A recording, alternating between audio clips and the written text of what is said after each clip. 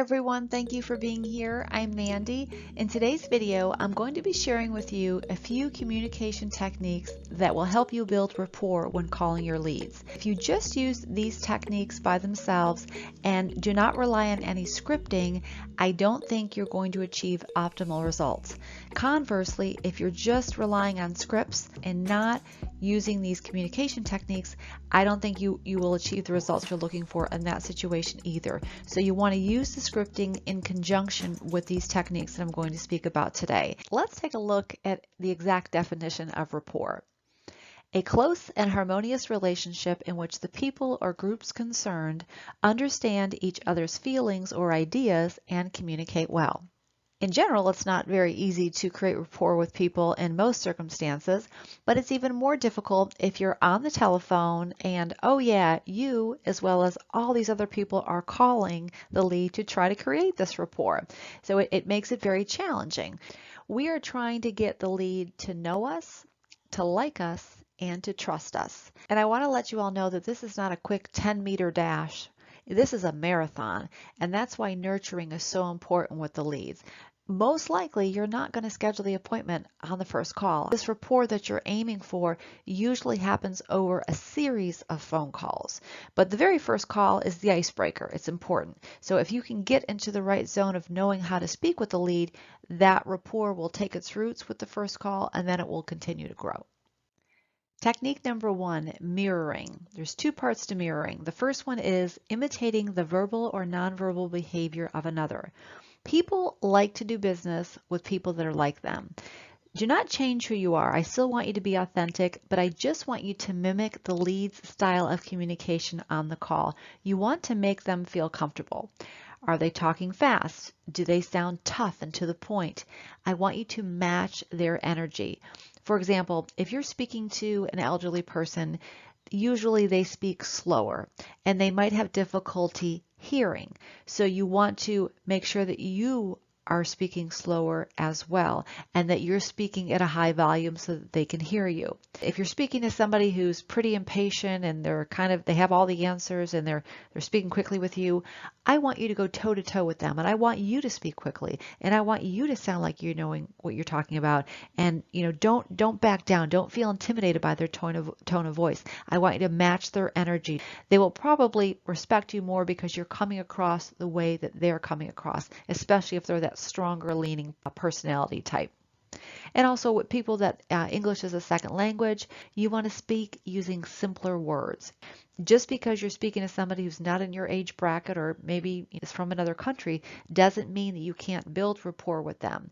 You have to find out who they are within the first few seconds and then match your energy to them. The second definition of mirroring would be just to mirror or repeat back to the lead what they've said to you. For example, if they say, well, I'm selling my home because we need to downsize. My kids have all gone to college. Oh, I understand you want a smaller home because everyone's left the house. Your kids are off to school. Just mirror back to them what they said because this will affirm to them that, okay, you are truly listening. I have been heard. Oprah Winfrey interviewed 30,000 people on her very successful daytime talk show. And she said that the one thing that they all had in common was everyone wanted validation. People want to know, do you see me? Do you hear me? Does what I say mean anything to you? And you can let them know that yes, it does. Yes, I do hear you. Yes, I do see you, by reiterating back to them what they just said to you, by mirroring their words. Here's another good one. Tonality. How do you sound on your calls? Just think about the last telemarketing call that you received. When they came onto the phone, how did they sound? Did they sound like they were reading a script and they were enthusiastic about their job? Or did they sound pretty deflated, like, maybe they had 10 minutes left in their shift and they wanted to be done with your phone call? Your energy is being transferred through the phone. You have the power to change the energy of the person on the other end of the line for good. Smile when speaking. When you smile, there's a lightness to your voice. Always strive to sound professional, helpful, caring, knowledgeable, and positive or upbeat. Do whatever you have to do to bring the energy through the phone and over to the other person who is listening to what you're saying. Number 3 and 4 kind of go hand in hand, so I have them appearing on the same slide. Listening. Don't be so attached to your scripts that you ignore the person and wait for your next line. Actively listen to the person and take notes on relevant information. A lot of times when you first start out, you've got your call scripts in front of you and you're just anticipating what the lead is going to say and you're not truly listening to them. And they can tell that. They can tell when you sound kind of robotic and mechanical and you're not really present in the conversation. And that's normal. You're just starting out. You want to make sure that you say everything correctly. But if you sound too scripted, they're going to know that you're scripted, and that's going to have them become detached from you, and that's going to take away from building that rapport, that connection that we're looking for. Have your scripts in front of you, but don't be afraid to deviate from them because you want to actively listen to them. This will help them to open up. The more they share with you, the more they become invested in you, and the more they will trust you. So be a good listener. Talk a little bit, but listen a lot more. And then number 4, show that empathy. You want to show them that you care. As you actively listen, be sure to show empathy by acknowledging their difficulties. For example, I'm so sorry to hear you had a bad experience with your last agent. That must be frustrating.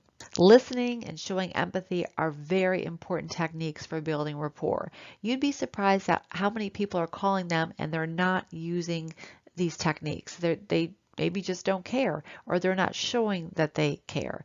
And the lead wants to know that you care because there's so many of us calling them, you want to stand out from the group. Number 5, the pause, the very powerful pause.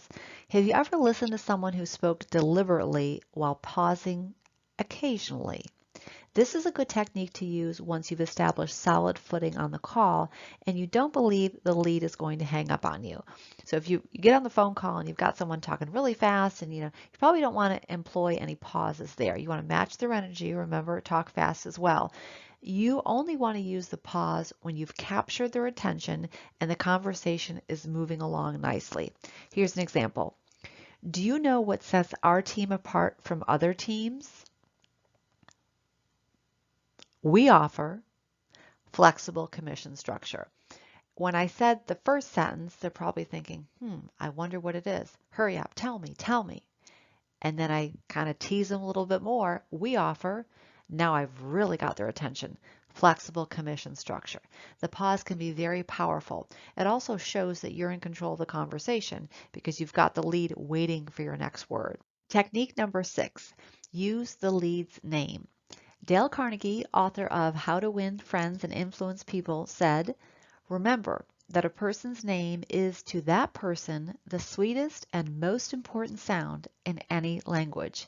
Make your lead feel special. You care about them and want to help them as an individual." Remember what we learned a few slides back from Oprah Winfrey when she said that out of all those people, 30,000 or more that she interviewed, everyone had something in common in that they wanted to be seen. They wanted to feel as though you heard them. And when you say somebody's name, they know that they're being singled out as an individual. So they're different. They're someone who's special, someone who's connecting with you in that moment. And the best way to show someone that you are connecting with them is to say their name. Now, before you even start up your dialer, I want you to take 10 minutes to release your personal stress so that you can 100% focus on the lead, because you don't want to take your own stress, your own personal situations into those phone calls. Those phone calls are like little auditions, if you will, to try to secure new business. And if you're thinking about other things and are stressed out, you're not going to be operating at your optimal level. It's very important to take those 10 minutes. Some days I forget to take them or I don't make it a priority and I get on the dialer and I realize, oh, I'm distracted. I'm not in the moment. And if somebody is giving you the opportunity to present yourself, you really want to make sure that you are on and you're ready to showcase your value. So taking those 10 minutes before each dialing session, I think, is critical to being successful on the phone. Here's my little visualization. The scripts are the beach house, and the communication techniques that we're talking about today are the pillars. They are supporting the beach house or what you're saying on the phone. So you want a strong foundation on these calls, and the way to create that foundation is to use these techniques. They will support you and they will make your conversation stronger in your effort to build rapport. Thank you so much for watching, everyone. I hope you found the video to be helpful. If so, please leave me a thumbs up down below and consider subscribing to the channel. I've also included links to my for sale by owner scripts and my expired listing scripts. You should see those here. And I look forward to seeing you next time. Bye.